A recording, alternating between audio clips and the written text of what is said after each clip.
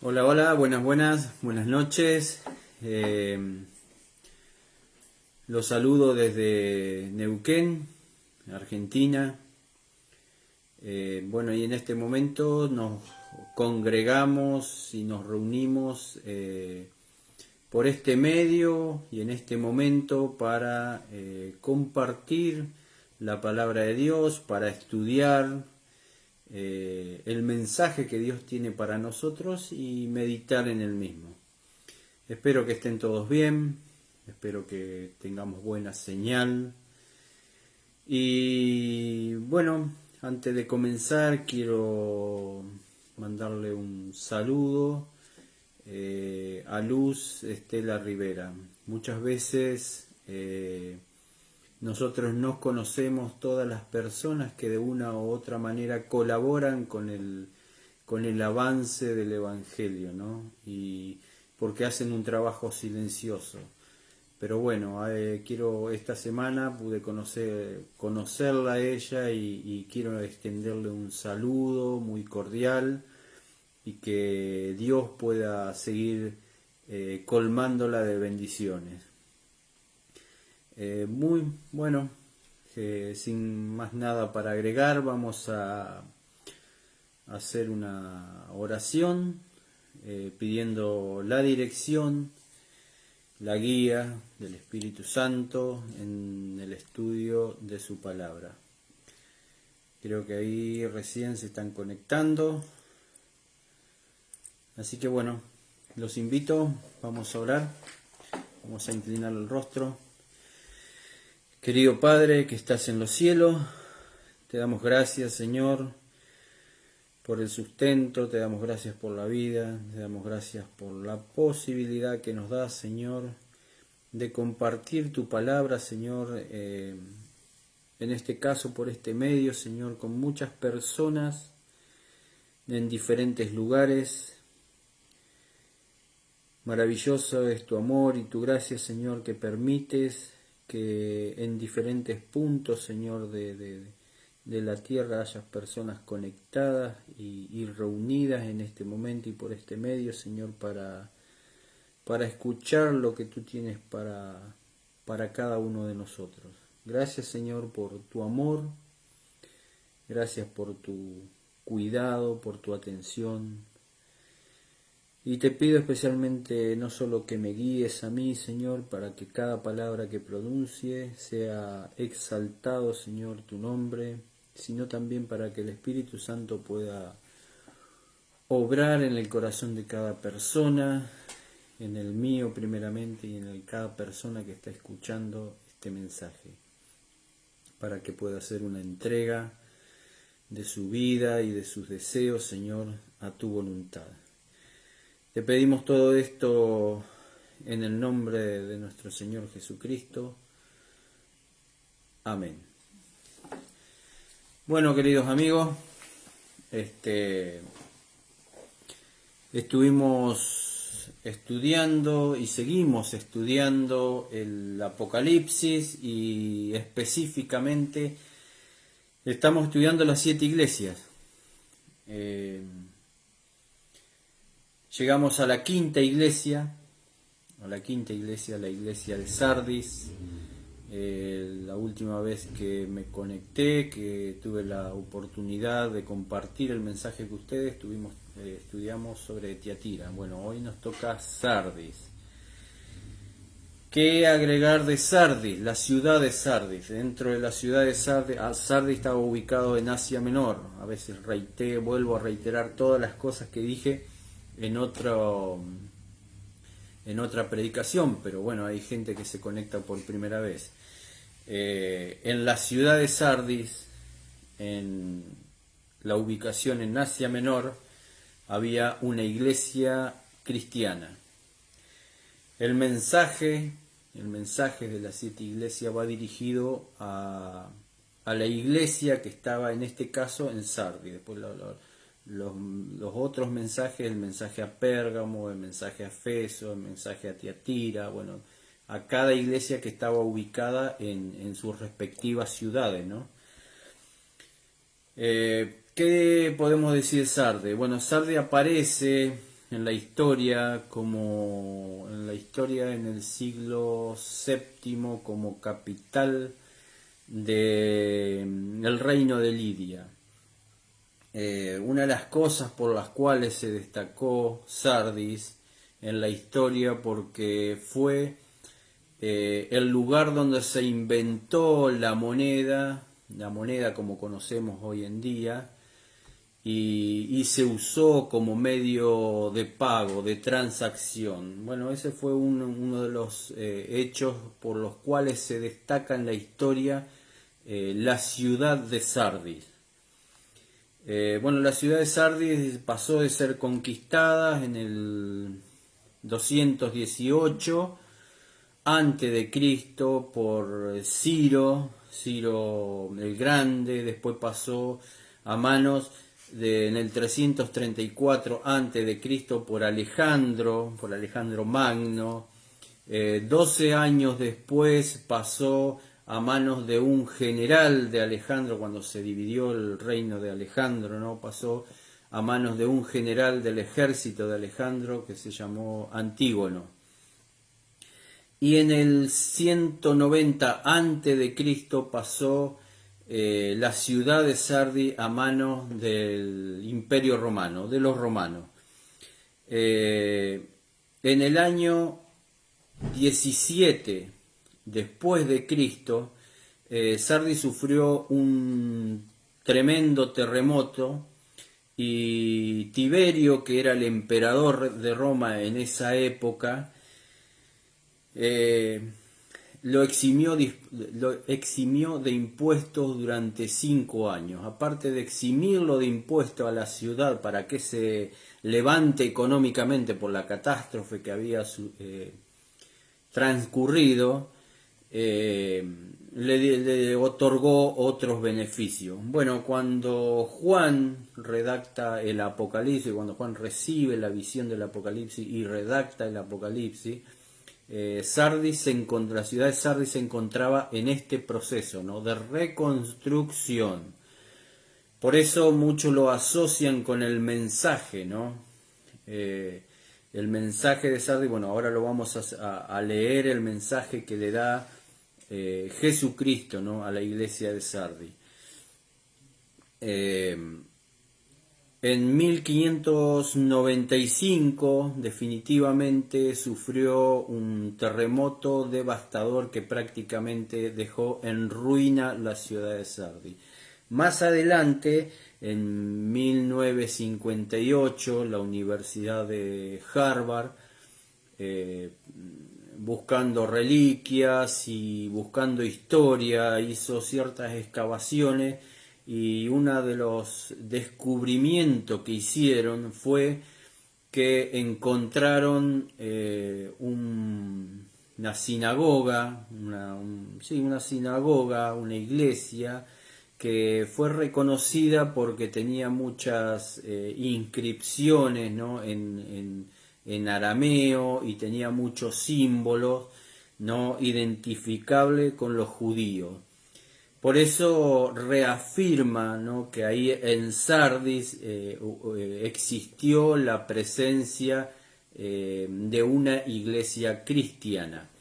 De hecho, el mensaje de Sardis que describe la Biblia, ¿no?, uno de los mensajes adjetivos que describe la Biblia hacia Sardis es tienes nombre de que vivo y estás muerto, ¿no? Bueno, eso prácticamente podría ser aplicable a la historia de Sardis, porque la historia de la ciudad de Sardis durante un tiempo tuvo una gloria, un esplendor. Es más, vuelvo a reiterar, se recuerda porque ahí se inventó la moneda y empezó a usarse como medio de pago. Por eso en una época tuvo un esplendor, pero después por conquistas, por política, por guerra, pasó de mano en mano hasta llegar a los romanos, en el 17 después de Cristo, En el año 17 después de Cristo sufrió el primer terremoto y después más adelante otro terremoto que prácticamente la dejó devastada, ¿no? Pero bueno, eso es, vamos a decir, una descripción de la ciudad donde se encontraba la iglesia de Sardis. Ahora, vamos a entrar a desmenuzar cuál es el mensaje que Cristo le da a la iglesia de Sardis. Hay algo que a mí me gusta mucho,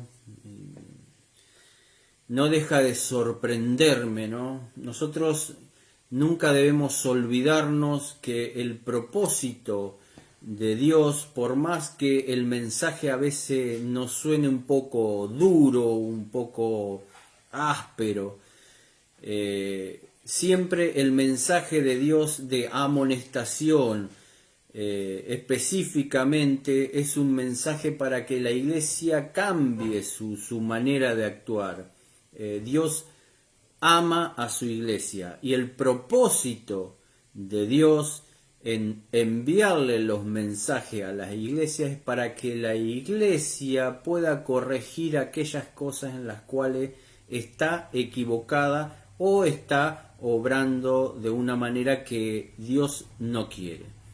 También envía mensajes de aliento, ¿no? Pero ¿por qué digo esto? Porque no debemos olvidarnos, a pesar de lo duro que puede ser el mensaje, que Dios ama su iglesia. Las 7 iglesias es una carta de amor, una carta de deseo de Dios de que la iglesia cambie su conducta errada, espiritualmente hablando, ¿no? Es algo que siempre lo tenemos que tener presente. Y lo dije ya en otra oportunidad, es interesante para poder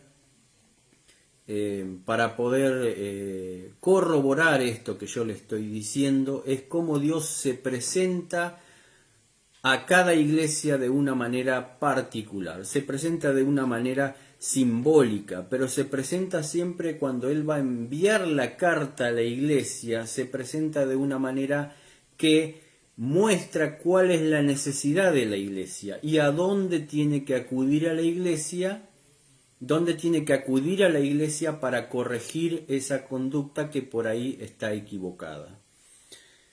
Vamos a comenzar el texto, si tienen su Biblia en sus manos, Apocalipsis 3 del 1 en adelante. Dice: escribe el ángel de la iglesia en Sardis, el que tiene los 7 espíritus de Dios y las 7 estrellas, dice esto: se presenta Cristo a la iglesia de Sardis de esta manera: el que tiene los 7 espíritus de Dios y las 7 estrellas. ¿Cuál es el significado? Bueno, el significado, las 7 estrellas nosotros vemos antes en Apocalipsis 1:16, Apocalipsis 1:16, cuando Juan recibe la visión del Cristo glorificado, dice: en su diestra, o sea, en su mano, en su diestra tenía 7 estrellas. Y Apocalipsis 1:20, por favor síganme, así no se pierden. Apocalipsis 1:20 dice: respecto al misterio de las 7 estrellas que has visto en mi diestra y de los 7 candelabros de oro, las 7 estrellas son los ángeles de las 7 iglesias, ¿no?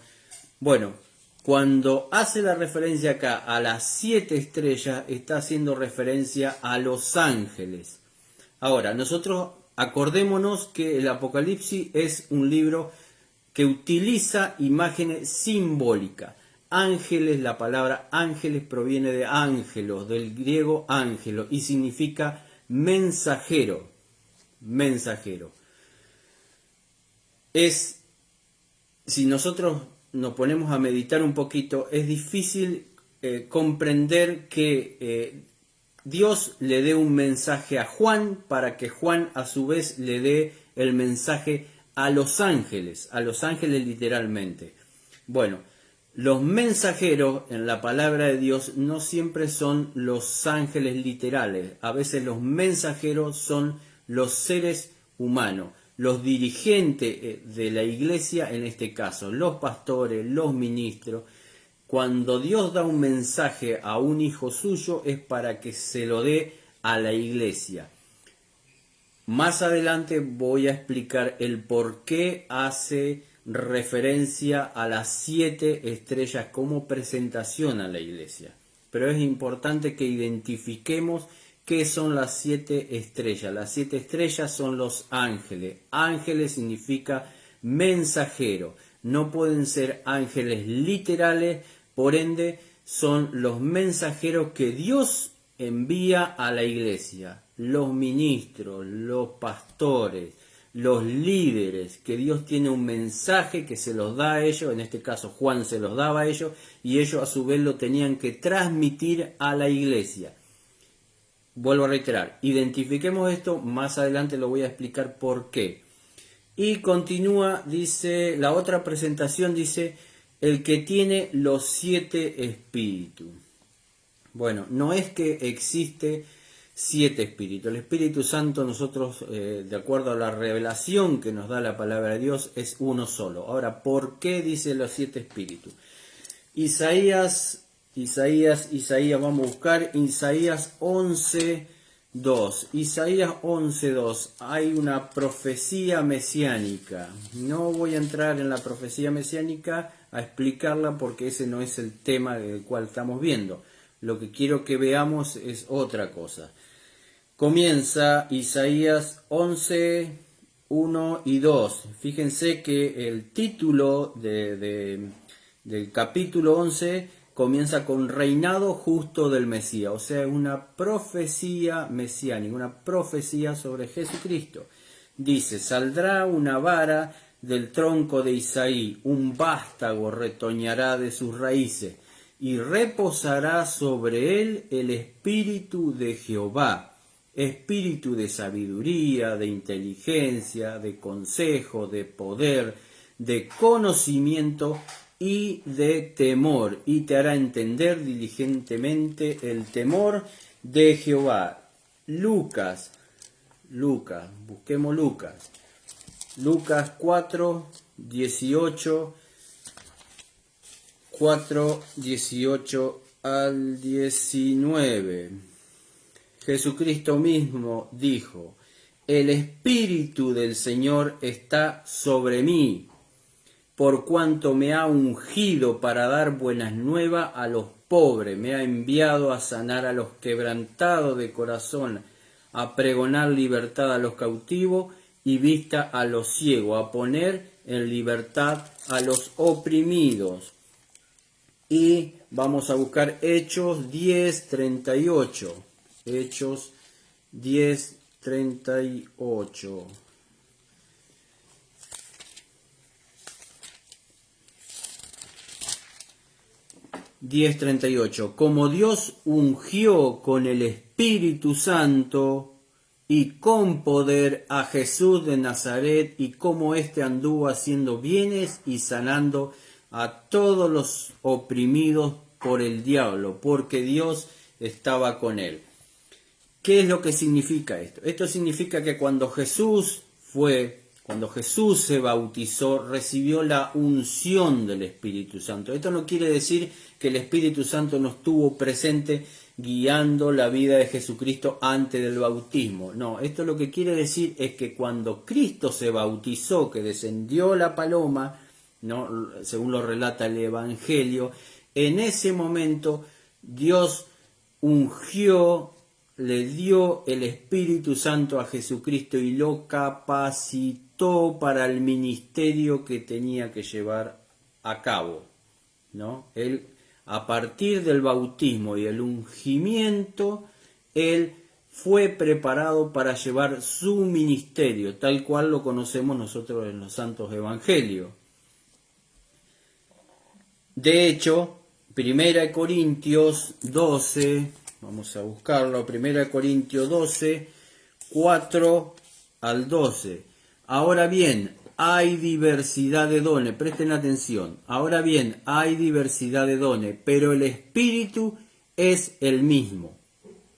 Y hay diversidad de ministerio, pero el Señor es el mismo. Y hay diversidad de actividades, pero Dios que hace todas las cosas en todo es el mismo. Pero a cada uno le es dado la manifestación del Espíritu para el bien de todo. A uno es dada por el Espíritu de palabra, de sabiduría, a otro palabra de conocimiento, según el mismo Espíritu, a otro por fe, por el mismo Espíritu, y a otro dones de sanidad por el mismo Espíritu. De hecho, Jesucristo dijo en Juan 16:7, es necesario que yo me vaya, y cuando yo me fuere, os enviaré el Consolador. Bueno, los 7 espíritus, Isaías los describe de 7 maneras diferentes, ¿no? Dijimos en Isaías 2, de Jehová, de conocimiento, de temor, de sabiduría, pero el Espíritu es el mismo, es el Espíritu Santo. Por eso cuando Jesucristo se presenta acá a la iglesia de Sardis, dice: yo soy el que tengo los 7 espíritus. Los 7 espíritus es la necesidad de la iglesia de Sardis. Y ahora vamos a ver por qué. Continúa el texto bíblico.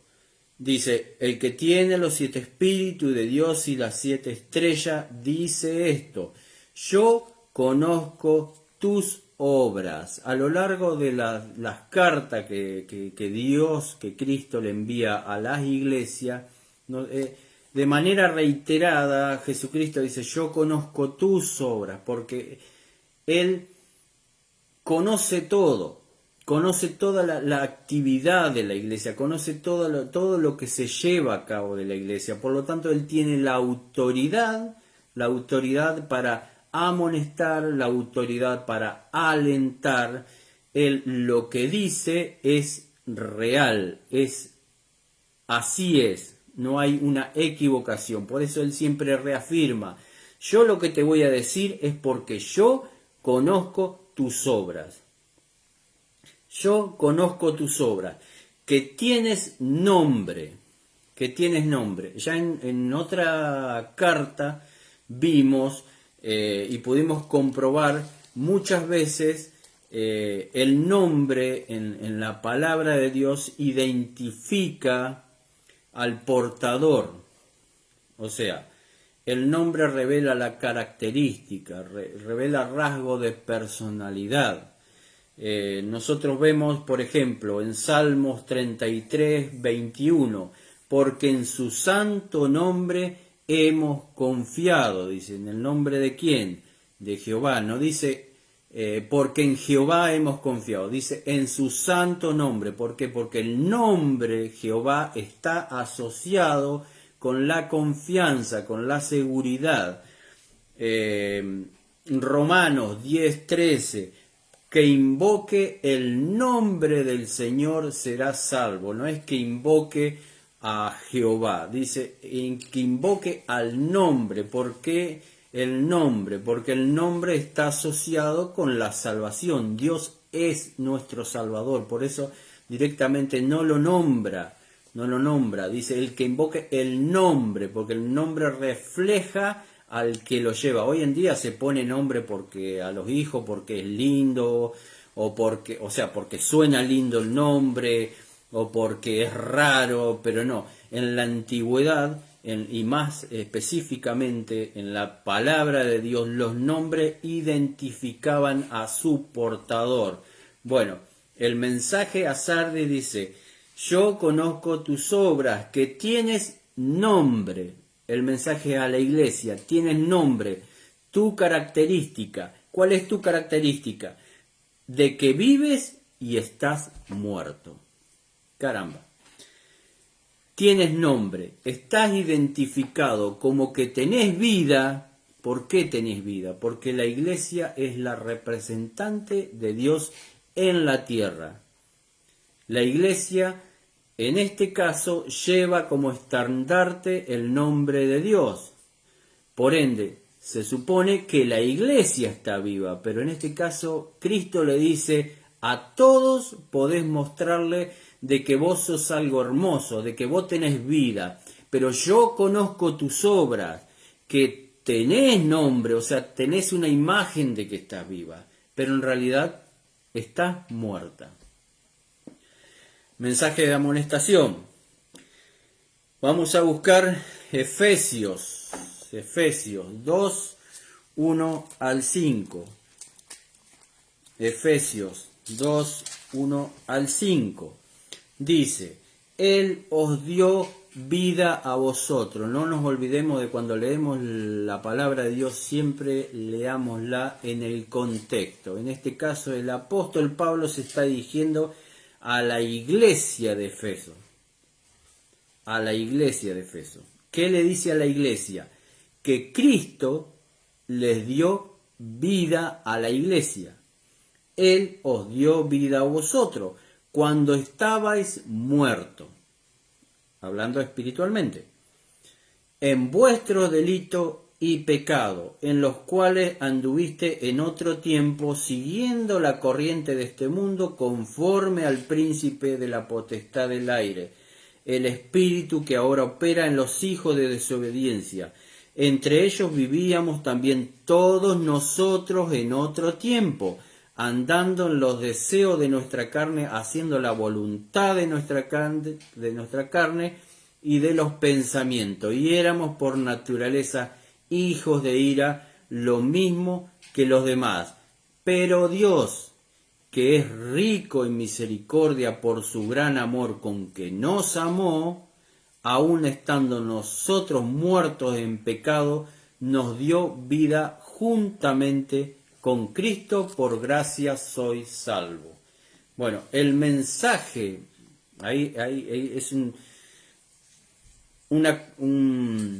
texto bíblico que reafirma cuál es el mensaje a la iglesia de Sardis, ¿no? El apóstol Pablo dice, en otros tiempos estaba muerto, pero Cristo, por su gran amor con que nos amó, os dio vida. Bueno, ¿cuál es el mensaje? A la iglesia de Sardis tú tienes una imagen de que estás vivo, pero estás muerto. Estás vivo porque sos la iglesia, porque representás a Dios en la tierra, pero espiritualmente estás muerto. Versículo, continuamos. 2, perdón. Ya me faltan los anteojos. 2. Sé vigilante y confirma las otras cosas que están por morir, porque no he hallado tus obras bien acabadas delante de Dios. Hay versículos que nosotros, para entenderlo, o sea, para buscar la respuesta que necesitamos, muchas veces tenemos que empezar a leerlo de atrás para adelante. De atrás para adelante, que dice, no he hallado tus obras bien acabadas delante de Dios. O sea, lo que tenías que hacer, la responsabilidad que Dios te dio en la tierra, no está bien hecha. ¿Por qué? Porque no está bien acabada. ¿Y por qué no la hiciste? Para adelante, dice, sé vigilante. Bueno, ahí está la respuesta. ¿Por qué Dios no halló tus obras bien acabadas? El ser vigilante, por ejemplo, yo digo, a mí me dice un amigo, mire, vigilame la virome, y yo tengo que estar así, vigilando la virome. Ahora, ¿qué pasa si yo agarro y en determinado momento hago esto? Me voy, ya no vigilo más la virome, ¿no? La vigilancia es algo continuo, no debe ser interrumpido. Está en consonancia con lo que dice, no he hallado tus obras bien acabadas. ¿Por qué no fue hallada tus obras bien acabadas delante de Dios? Porque no has tenido una continuidad, porque no has sido vigilante, no has sido constante, ha abandonado, la iglesia ha abandonado, entonces la tarea que tenía que llevar a cabo no la terminó, por ende, delante de Dios, Dios no halló bien acabadas sus obras. y dice, confirma las otras cosas que están por morir. La iglesia, vuelvo a reiterar, la iglesia es la representante de Dios en la tierra, por ende tiene el conocimiento de quién es Dios, tiene lo que Dios envió para que nosotros podamos tener un acceso a conocer plenamente quién es Dios. Bueno, el mensaje que se le da a la iglesia, podemos más o menos redondear todo lo que leímos en Mateo 7:21. Fíjense lo que dice Mateo 7:21. Mateo 7:21 dice, no todo el que me dice, Señor, Señor, entrará en el reino de los cielos, sino el que hace la voluntad de mi Padre que está en los cielos. El hecho de proclamar, muchas veces ese versículo bíblico se utiliza para tirarle la Biblia a una denominación que sea diferente a la cual una es. Pero si nosotros nos ponemos a pensar, cuando dice Señor, Señor, es porque hay un reconocimiento de quién es Dios y un reconocimiento de quién es Dios, ¿no? Perdón, repetí, un conocimiento de Dios y de quién es Dios, ¿no? Hay un reconocimiento, pero no hace la voluntad de Dios. Bueno, en este caso nosotros vemos que la iglesia de Sardi está redondeado en todo ese concepto. Vamos a redondear. La iglesia, el mensaje, la introducción que hace a la iglesia de Sardi es, se presenta Cristo a la iglesia y le dice, yo tengo el Espíritu Santo para ti. ¿Por qué tengo el Espíritu Santo para ti? Porque yo conozco tus obras y yo sé que por más que vos sos la iglesia, vos te estás muriendo, ya está muerto, dice, que tienes nombre de que vive, pero estás muerto. Estás muerto. ¿Por qué estás muerto? Porque lo que yo te di para hacer no lo no lo terminaste. ¿Y por qué no lo terminaste? Porque te descuidaste, ya no vigilás. ¿No? Por eso dice, sé vigilante. Ese es el mensaje espiritual de amonestación a la iglesia de Sardi. Continuemos. Acuérdate pues de lo que has recibido, oído, guardado, y arrepiéntete, pues si no vela, vendré sobre ti como ladrón y no sabrás a qué hora vendré sobre ti. Bueno, el término como ladrón, lo utiliza Jesucristo en Mateo 24 en adelante, cuando él hace referencia a la parusia, a su venida, ¿no? A la venida, que también Apocalipsis hace referencia a que todo ojo lo verá. Ahora, ¿por qué si nosotros estamos estudiando las 7 iglesias y vamos por la quinta, Jesucristo le dice a la iglesia, despertate porque estás muerta y acordate de lo que has recibido y arrepiéntete, o sea, cambia de dirección? Pues si no velas, o sea, si no estás atento, vendré sobre ti como ladrón, como ladrón. Evidentemente no puede hacer referencia a la venida de Cristo literal que describe la palabra de Dios, ¿no? Que Cristo vendrá literalmente, ¿no? A terminar con el pecado a este mundo, ¿no? Eclesiastés 9, 4, 5. Vamos a ver Eclesiastés 9, 4, Proverbio.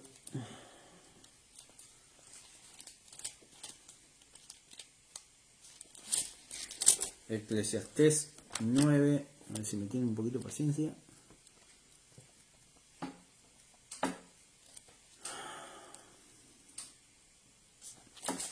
9:4-5.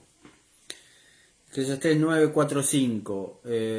Aún hay esperanza para todo aquel que está entre los vivos, pues mejor es perro vivo que león muerto, porque los que viven saben que han de morir, pero los muertos nada saben ni tienen más recompensa.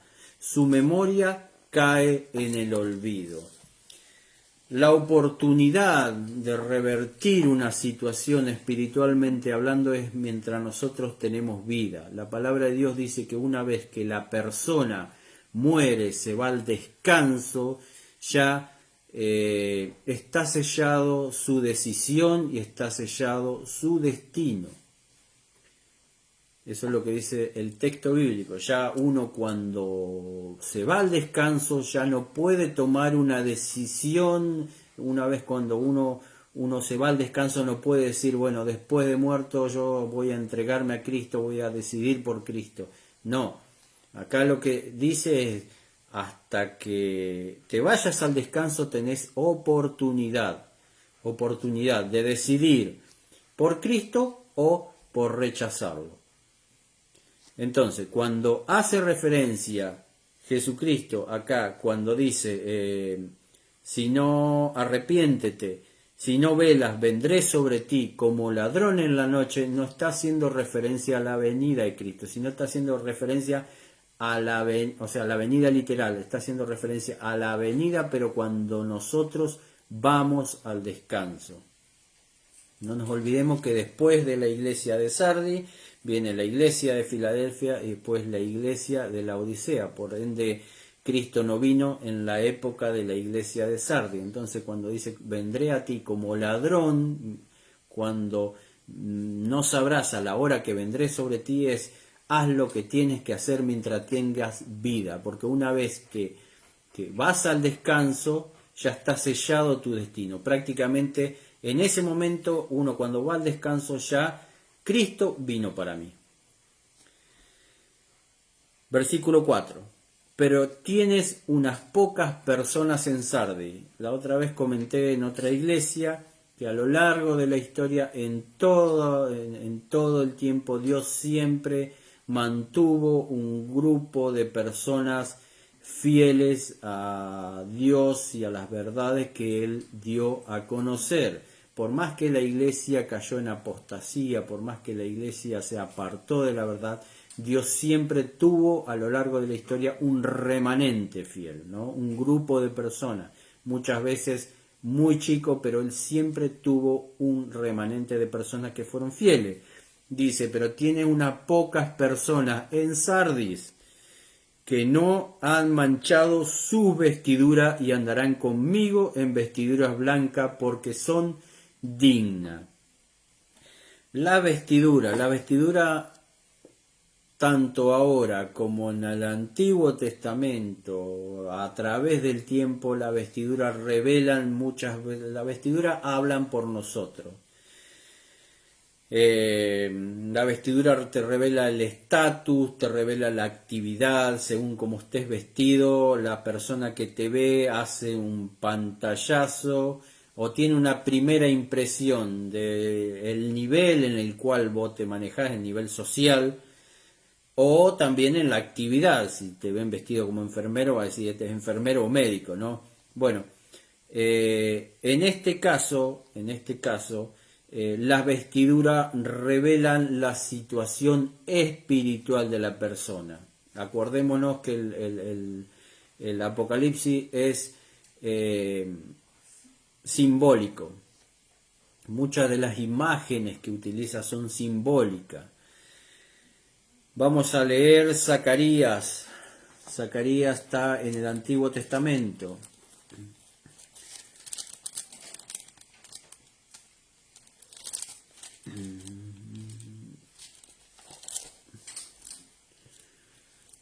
A ver si tengo que marcar. Acá está Zacarías, porque cuando quiero buscarlo no lo encuentro. Zacarías 2, 3, 4 y 6.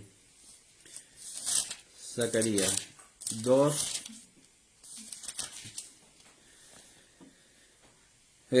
No, perdón, 3. Zacarías 3, hasta el 4, hasta el 3. Es una visión que tiene, pero no nos vamos a centrar el contexto de la visión, sino lo que quiero mostrar es otra cosa. Dice, luego me mostró al sumo sacerdote Josué, el cual estaba delante del ángel de Jehová, mientras el Satán estaba a su mano derecha, para acusarlo, el diablo. Entonces dijo Jehová a Satán, Jehová te reprenda, Satán, Jehová que ha escogido a Jerusalén te reprenda. ¿No es este un tizón arrebatado del incendio? Josué, que estaba cubierto de vestiduras viles, permanecía de pie delante del ángel. Habló el ángel y ordenó a los que estaban delante de él, quitadle esa vestidura vile. Y él le dijo, mira que he quitado de ti tu pecado, y te he hecho vestir con ropas de gala. Por tanto, en este caso, cuando le dice, pero tienes unas pocas personas en Sardi que no han manchado su vestidura, significa que no han pecado, que no se han apartado de lo que Dios le ha pedido a ellos. Y andarán conmigo en vestiduras blancas porque son dignas. Más adelante vamos a hablar de cómo se consiguen esas vestiduras, ¿no? Pero acá Dios dice que hay un grupo de personas, a pesar de la situación espiritual mala que tenía la iglesia, había un grupo de personas que eran dignas de andar con Cristo porque no habían pecado, no se habían apartado de lo que Dios le había pedido. 5. El vencedor será vestido de vestidura blanca. Vuelvo a reiterar. Y no borraré su nombre del libro de la vida, y confesaré su nombre delante de mi Padre y delante de sus ángeles. El que tiene oído, oiga lo que el Espíritu dice a las iglesias.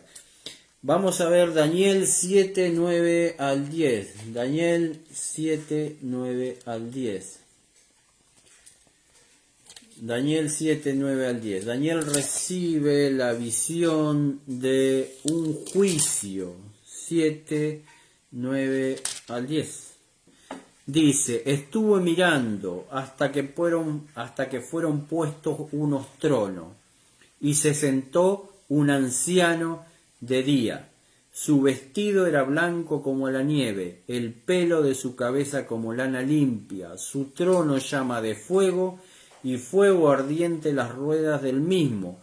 Un río de fuego procedía y salía de delante de él. Miles de miles lo servía, y millones de millones estaban delante de él. El juez se sentó y los libros fueron abiertos. Apocalipsis 20:15. Apocalipsis 20:15. El que no se halló inscripto en el libro de la vida fue lanzado al lago de fuego. 21:27. 21:27. No entrará en ella ninguna cosa impura o que haga abominación y mentira, sino solamente los que están inscritos en el libro de la vida del Cordero. Y Lucas 10:20. Lucas 10:20. Pero no os regocijéis de que los espíritus se os sujetan, sino regocijaos de que vuestros nombres están escritos en los cielos. Bueno, ahí le estaba hablando Jesucristo a los discípulos, ¿no? Pero lo que quiero resaltar es que existen los libros. Los libros es algo literal. ¿Cuándo uno está inscrito en esos libros? Bueno, cuando acepta a Cristo en su vida, ¿no? Dice, los que están inscritos en el libro de la vida del Cordero. Queda registrado en el cielo las decisiones que yo tomo. Por eso, cuando hace el mensaje a Sardis, le dice, el vencedor, o sea, aquel que lucha, aquel que trata de salir de la condición en la cual estaba Sardis, será vestido de vestiduras blancas, o sea, será quitado su pecado, y no borraré su nombre del libro de la vida. Va a estar inscripto. Y dice, y confesaré su nombre delante del Padre. Ya lo vimos en otras iglesias, la tarea de Jesucristo, en Hebreos 9, como sumo sacerdote, ¿no? Él intercede por el ser humano ante Dios, ¿no? Por eso dice que Él confiesa nuestro nombre como seguidores de Cristo, como leales a lo que Cristo nos ha pedido.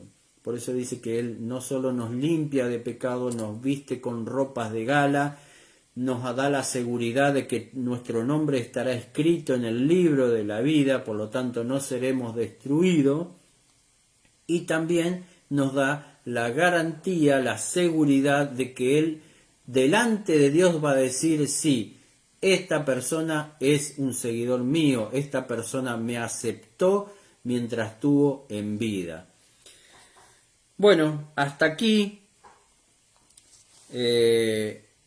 tenemos una descripción espiritual de la iglesia que estaba en Sardis. Vamos a redondearlo. La iglesia de Sardis tenía una situación espiritual, la cual le faltaba el Espíritu Santo. ¿Por qué le faltaba el Espíritu Santo? Porque estaba muerta la iglesia. Por eso Cristo se presenta a la iglesia como el que tiene los 7 espíritus, ¿no? Ya hablamos de por qué 7, porque es la plenitud, no le falta nada. Bueno, Cristo se presenta, el que tiene los 7 espíritus, el que le puede dar vida a la iglesia, ¿no? Y le dice a la iglesia, yo conozco que vos aparentemente estás viva, pero vos estás muerta, y estás muerta porque lo que se te ha dado no lo has terminado, y no lo has terminado es porque te has descuidado, has abandonado, ya no eres,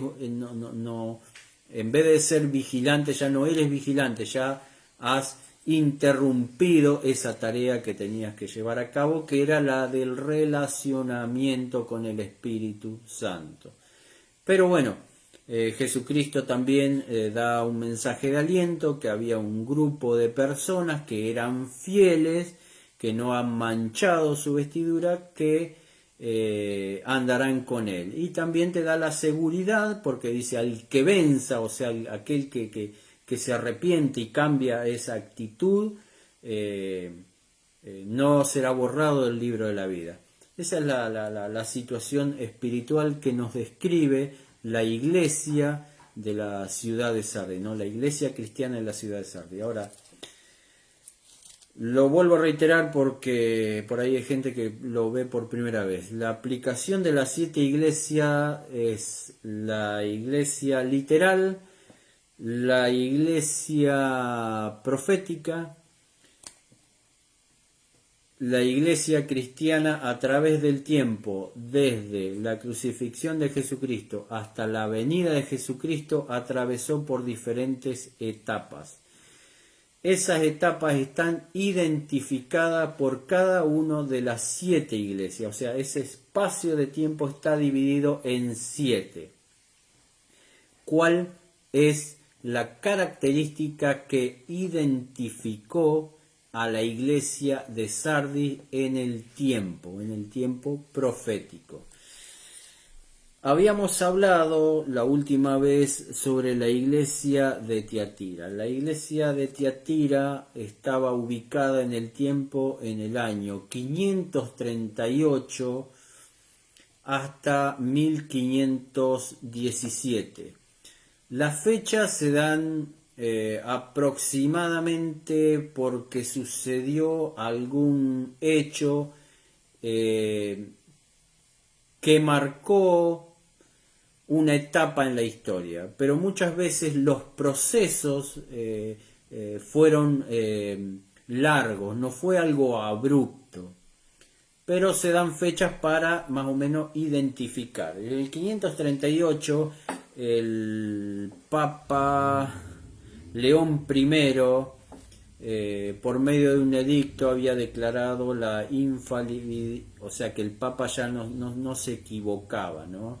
Y había declarado también que la genealogía de los papas provenía de Pedro, y había puesto en funcionamiento todo un sistema que aquel que no estaba de acuerdo con las doctrinas y no estaba de acuerdo con lo que decía la Iglesia Católica Apostólica Romana, era perseguido y era tildado de hereje, que fue la Inquisición, la Santa Inquisición.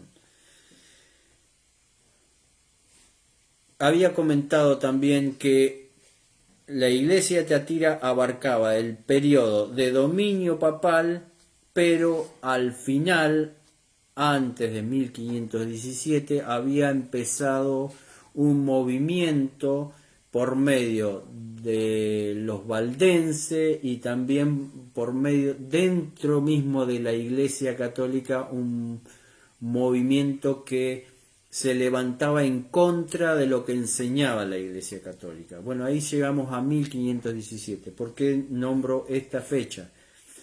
El 31 de octubre de 1517 se considera como un acontecimiento, hasta hoy en día se recuerda, ¿no?, que marca el comienzo de la Reforma Protestante. Martín Lutero fue un alemán, un campesino, que estudió leyes, que después fue monje, estudió teología y terminó siendo sacerdote. Durante una visita que hizo Martín Lutero como sacerdote de la Iglesia Católica Apostólica Romana a Roma, dice que, yo estoy tratando de resumir todo si no se nos extiende, ¿no? Después cada uno puede estudiar la vida de Martín Lutero y lo que él hizo y lo que él pensaba, ¿no? Durante una visita que hizo Martín Lutero a Roma, dice que él estaba subiendo la escalera denominada la escalera de Pilato.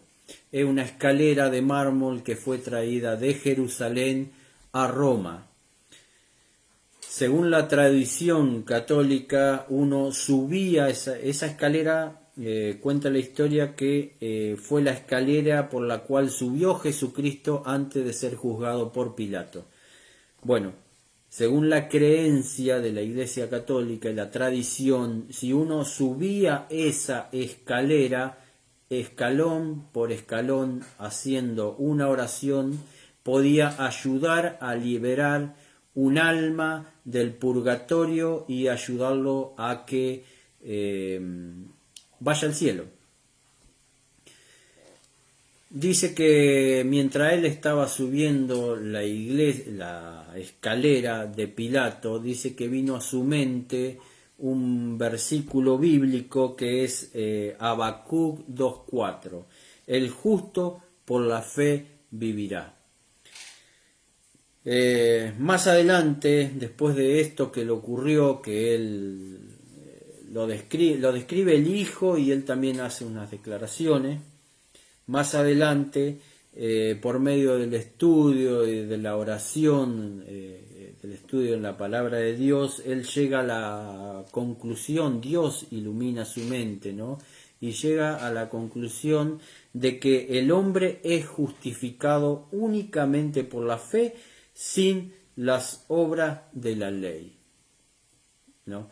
A llegar a esta conclusión, ¿no?, que Dios iluminó en la mente de Lutero, el 31 de octubre de 1517 va a la iglesia de Wittenberg, ¿no?, y clava en la puerta las 95 tesis. Es un hecho muy recordado. Las 95 tesis que él clava en la puerta de la iglesia de Wittenberg era una lista de proposiciones para un debate académico que el debate académico atacaba directamente a las prácticas consideradas como abusivas del poder papal.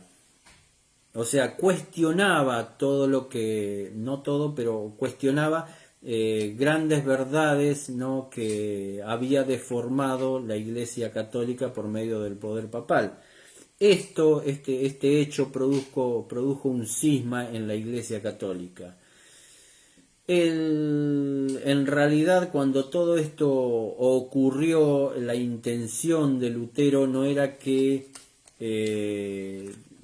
tanto de Lutero como otros reformadores, era que se produja una ruptura en la Iglesia Católica y se empiece a dividir. Él lo que pretendía es que se reformara esas cosas que predicaba o enseñaba la Iglesia Católica que no estaban acorde con la palabra de Dios. Él pretendía que se modificara el sistema de indulgencias y penitencia, que era el sistema de indulgencia y penitencia que llevaba a cabo la Iglesia Católica Apostólica Romana. Era, por ejemplo, si uno cometía un pecado, podía ser perdonado de esos pecados practicando algunas obras o pagándola. Uno iba y pagaba y era perdonado de todos sus pecados, ¿no?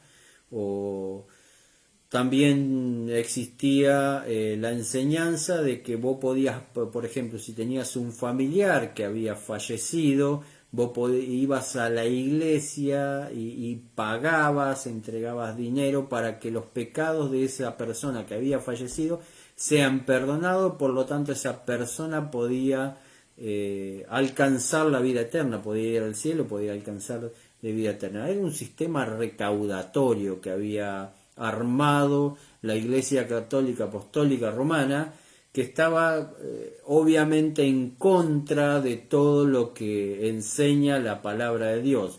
Por eso era importante la conclusión que llega Lutero, ¿no?, de que el hombre es justificado únicamente por la fe, sin las obras de la ley. Yo soy perdonado por Cristo, ni los méritos de las buenas obras, ¿no? O sea, yo soy perdonado por Cristo gratuitamente y no es que yo tengo que hacer algo ni pagar para ser perdonado por Cristo. Esto pasó el 31 de octubre de 1517, por eso se marca como el inicio de la iglesia de Sardi en la historia del inicio de la Reforma Protestante. Ahora, el inicio de la Reforma Protestante comenzó mucho antes de 1517, por eso dije que se da una fecha, pero siempre es un proceso que lleva un tiempo. ¿Por qué? Porque antes de Lutero estaba Juan Wycliffe. Juan Wycliffe nació en 1320 y murió en 1384. Era un profesor que nació en Inglaterra, un estudioso de la Biblia, y proclamaba la autoridad única de las Escrituras. Acusaba al poder papal, lo que acabé de decir recién, de buscar más el poder económico que el bienestar espiritual de la Iglesia. Bueno, la influencia que ejerció Juan Wycliffe se extendió a Bohemia, lo que hoy es la República Checa. Ahí apareció Juan Hus.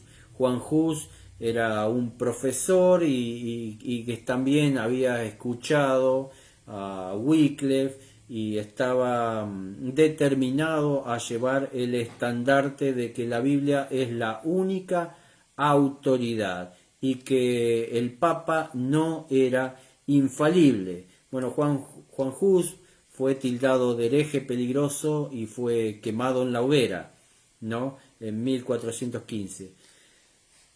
pero bueno, estaba Wycliffe, después vino Juan Hus, después vino Lutero y después de Lutero vino Calvino. En esa época la palabra de Dios era prácticamente accesible para los monjes, los curas, no es que estaba la palabra de Dios accesible al populacho, vamos a decirlo, a la gente normal, ¿no? A la sociedad. Pero bueno, Wycliffe hizo la traducción del Nuevo Testamento para Alemania,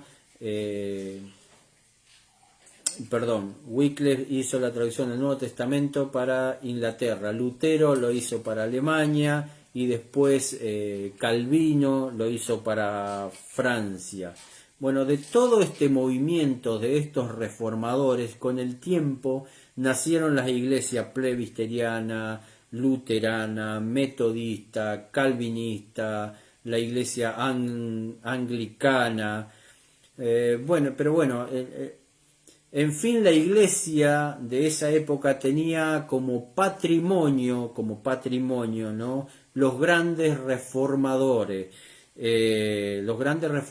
protestantes. La iglesia tenían algunos credos diferentes, algunos puntos, pero la iglesia con el tiempo terminaron estancándose y quedándose solamente con lo que con la luz que le había mostrado Dios a través de los reformadores. Los reformadores le dieron vida a la iglesia, los reformadores llevaron luz a la iglesia de los errores que estaba enseñando la iglesia católica apostólica romana, ¿no? Pero luego la iglesia no creció a través de la historia y empezó a morir. ¿Por qué? Porque su religión se basaba en credos y no en una comunión, ¿no?, con el Espíritu Santo. Estoy hablando en la época después de todos los descubrimientos que hicieron los grandes reformadores. Después de toda esta luz que recibieron los grandes reformadores de parte de Dios, que dieron nacimiento a toda la iglesia, después de que estos reformadores fueron yendo al descanso, la iglesia fue decayendo espiritualmente a través de la historia. Hay una cita muy importante, ¿no?, que la da John Robinson. John Robinson, la copié, es de Inglaterra, era un pastor de la iglesia anglicana, ¿no? Y él describe una carta a los peregrinos. Los peregrinos era un grupo de religiosos que en ese momento no estaba de acuerdo en cómo estaba la situación de las iglesias de la Reforma, y tampoco estaban conformes con los movimientos políticos que ocurrían en esa época. Por ende, ellos de Inglaterra se van a Holanda y después emigraron al Nuevo Mundo, o sea, a las Américas. Bueno, antes de que ellos emigraran a las Américas, el pastor John Robinson de la iglesia anglicana hace esta carta dirigida hacia ellos. El Señor tiene más verdad aún por exponer de su santa palabra. Llorando exclamó: las condiciones de la iglesia reformada han venido a un estancamiento de la religión. Los luteranos se niegan a avanzar más allá de lo que Lutero vio, mientras que los calvinistas se adhieren rápidamente a donde los dejó este gran hombre de Dios que no vio todas las cosas. La iglesia cristiana, durante la Reforma recibió gran luz, recibió grandes verdades, pero con el tiempo la iglesia se quedó estancada en esas verdades, en los credos, y se descuidó porque no tuvo una comunión con el Espíritu Santo. La iglesia se estancó, ¿no? La iglesia en esa época no terminó la reforma que había comenzado. Aún a un Dios, tenía que revelar grandes cosas que no fue revelada a la iglesia en esa época, porque la iglesia se estancó espiritualmente. Bueno, esa es la época en la historia que ocupa la iglesia de Sardis.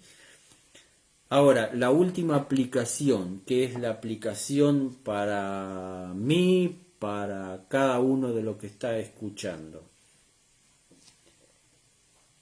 Hasta ahora vimos la descripción que hace Jesucristo de la iglesia de Sardis, de su situación espiritual. También vimos la iglesia de Sardis, qué lugar ocupó en la historia, que fue el movimiento reformista, que comenzó con gran poder, pero después se estancó y se quedó con la luz que le había dado, pero no buscó más revelación, no buscó lo que Dios le podría haber revelado. Por eso el mensaje que le da a Sardis dice: tienes nombre de que vive y estás muerto, sé vigilante y confirma las otras cosas que están por morir, porque no he hallado tus obras bien acabadas delante de Dios. ¿Se dan cuenta cómo el mensaje de Sardis es aplicable a la iglesia literal y es aplicable a la iglesia en el tiempo profético de la historia? Pero también el mensaje de Sardis es un mensaje para cada uno de nosotros, para nuestra vida espiritual, ¿no? Toda la palabra es inspirada por Dios, útil para enseñar. Vamos a Juan 3, 1 al 10. Creo que es el texto bíblico que describe el mensaje que da Cristo a la iglesia de Sardis. Juan 3, 1 al 10. Había un hombre de los fariseos. Nadie tenía un conocimiento más fino, más profundo de las cosas espirituales que los fariseos, ¿no? en Israel, que se llamaba Nicodemo, dignatario de los judíos. O sea, este no solo era fariseo, sino que tenía un lugar privilegiado. Este vino a Jesús de noche y le dijo: Rabí, sabemos que has venido de Dios como maestro, porque nadie puede hacer estas señales que tú haces si no está Dios con él. Le respondió Jesús: de cierto te digo, que el que no nace de nuevo no puede ver el reino de Dios. Y Nicodemo le preguntó: ¿cómo puede un hombre nacer siendo viejo? ¿Puede acaso entrar por segunda vez en el vientre de su madre y nacer? Respondió Jesús: de cierto te digo, que el que no nace de agua, haciendo referencia al bautismo, a la entrega que uno hace a Jesucristo, cuando uno se bautiza, uno se entrega públicamente a Jesucristo. Mi decisión es que me aceptes como tu hijo y seguirte. El que no nace de agua y del Espíritu no puede entrar en el reino de Dios. Lo que nace de la carne, carne es, y lo que nace del Espíritu, Espíritu es. No te maravillas de que te dije: os es necesario nacer de nuevo. El viento sopla de donde quiere y oye su sonido, pero no sabe de dónde viene ni a dónde va. Así es todo aquel que nace del Espíritu. Le preguntó Nicodemo: ¿cómo puede hacerse esto? Jesús le respondió: tú que eres maestro de Israel, ¿no sabes esto? Bueno, ese es el ejemplo más claro de la característica de la iglesia de Sardis, que tenía las grandes verdades, ¿no? Porque tenía el conocimiento de Dios, pero no tenía una relación con el Espíritu Santo. Por eso dice: es necesario nacer del Espíritu. ¿Cómo uno nace? ¿Cómo uno nace del Espíritu? Bueno, nace por medio del estudio de la palabra de Dios, por medio de la oración, teniendo una comunión, un diálogo, una relación con el Espíritu Santo. Podés ir a las mejores iglesias, podés conocer toda la doctrina de la Biblia, podés conocer la profecía, que es lo que estamos estudiando, podés conocer todo de principio a fin lo que dice la palabra de Dios. Pero si vos no tenés una relación con el Espíritu Santo, no vas a estar vivo. Esa era la condición de la iglesia de Sardi, y esa es nuestra condición cuando nosotros descuidamos nuestro vínculo personal con el Espíritu Santo. Por eso Cristo se presenta ante Sardi con el que tiene los 7 espíritus. Él, si nosotros acudimos, Él nos puede dar el Espíritu Santo. Nosotros podemos tener una relación con el Espíritu Santo. Si no, no basta solo con tener un conocimiento. Bueno, creo que hemos visto las 3 aplicaciones que tiene el mensaje a la iglesia de Sardi.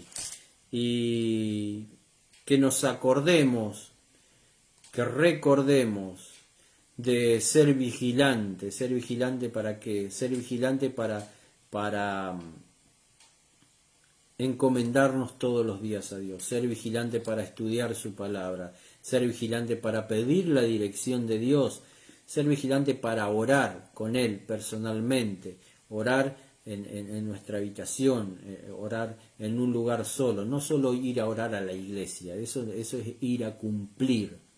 Eso es ir a cumplir. Muchas veces la gente vive su vida como quiere y después va a la iglesia a orar a la iglesia. No, mi relación tiene que ser diaria con el Espíritu Santo, en soledad, en mi pieza, cuando me levanto, cuando me acuesto. No, esa es mi relación, que yo tengo que ser vigilante.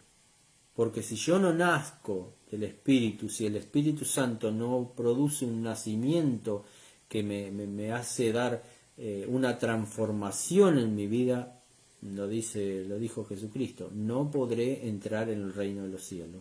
No basta solo con bautizarme, no basta solo con decir yo voy a seguir a Cristo. Lo que tenemos que velar, ser vigilante, es por mantener la relación personal con Cristo. Queridos amigos, espero haber sido claro, espero que bueno, que el Espíritu Santo pueda llevar aclaración por ahí si hay algo que no lo entendieron. De todas maneras, siempre lo digo, se pueden comunicar con David si necesitan algún dato, si necesitan aclarar algo. Y Dios mediante, si Dios lo permite, vamos a encontrar para meditar con el mensaje que el Señor Jesucristo le da a la iglesia de Filadelfia. Les envío un fuerte abrazo y bueno, muchas bendiciones. Nos vemos si Dios así lo permite. Gracias, hasta luego.